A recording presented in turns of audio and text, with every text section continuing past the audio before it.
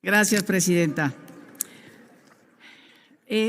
Primero decir que el objetivo de esta reforma y de toda la discusión que se abrió tanto aquí en el Senado de la República con los diferentes grupos parlamentarios como a nivel nacional, deportistas, organizaciones de mujeres, por supuesto empresas deportivas, toda esta discusión es porque la propuesta que acabamos de votar es cambiar el artículo 297 que desde 1970 que apareció en el capítulo de trabajadores especiales de la Ley Federal del Trabajo, los derechos de las personas deportistas profesionales, pues en realidad viola el artículo constitucional de igualdad y sobre todo el artículo de igual salario por igual trabajo. El artículo 297 que hemos reformado decía, y bueno, sigue diciendo, esperemos que el proceso legislativo rápidamente logre que esta reforma sea ya vigente. Decía, no es violatorio del principio de igualdad de salarios la disposición que estipule salarios distintos para trabajos iguales. Es decir, desde 1970 nosotros estábamos permitiendo una violación a la Constitución de este tamaño, que en el caso de los deportistas profesionales podría haber distintos salarios para trabajos iguales.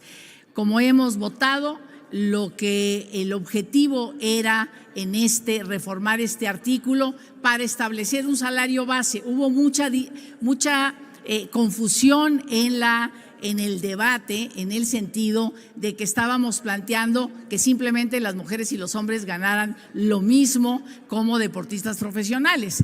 Y efectivamente, y creo que todas las intervenciones aquí lo aclararon, el tema era establecer un salario base para todas las personas deportistas profesionales y de ahí en adelante, por supuesto, es el nivel de entretenimiento, la experiencia, la competitividad y todo lo que puede generar ya el mercado en el deporte para establecer efectivamente muchísimas diferencias, pero en la base no podríamos permitir que se siguiera estipulando un salario distinto por trabajos iguales. Entonces, este era el gran objetivo, es el gran objetivo de esta reforma. Y el segundo gran objetivo es promover, obligar a las ligas, sobre todo a las ligas femeniles, a establecer protocolos contra el acoso y la violencia. Uno de los temas que sobre todo en los últimos años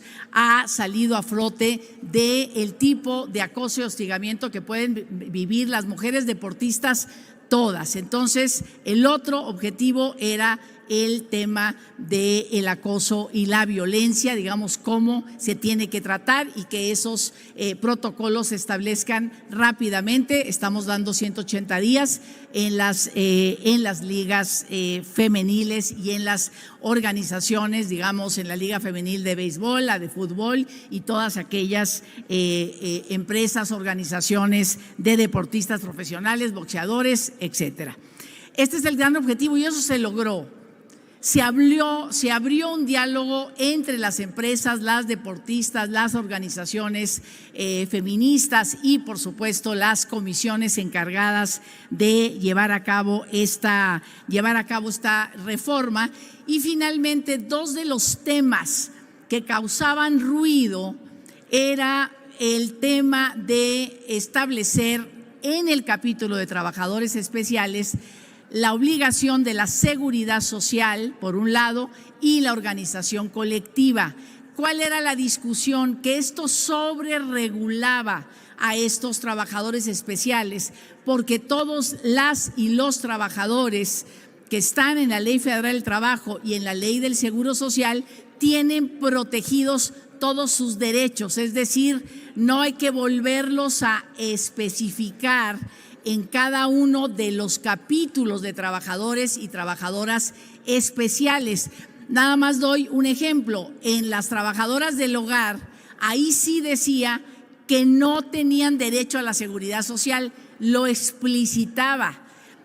Por eso hicimos la reforma, para quitar esa prohibición y que realmente las trabajadoras del hogar tuvieran seguridad social. Entonces, en este caso, todo el capitulado de trabajadores especiales, esa es la reserva que propongo, queda como estaba, incluido un seguro privado de gastos médicos, que es muy importante para las y los deportistas. Tomando en cuenta en la exposición de motivos de esta propuesta, tomando en cuenta que todos los derechos de las y los trabajadores a un trabajo digno, salario remunerador, capacitación, organización colectiva, derecho a la sindicalización, a la no discriminación, estos derechos quedan salvaguardados y simplemente no hay que volverlos a estipular en el capítulo de trabajadores especiales que se refiere a las deportistas profesionales. Otra parte de la reforma tiene que ver con el transitorio. La Secretaría del Trabajo nos hizo la consideración, digamos, de que la Comisión Nacional de Salarios Mínimos no tenía competencias para establecer el salario base.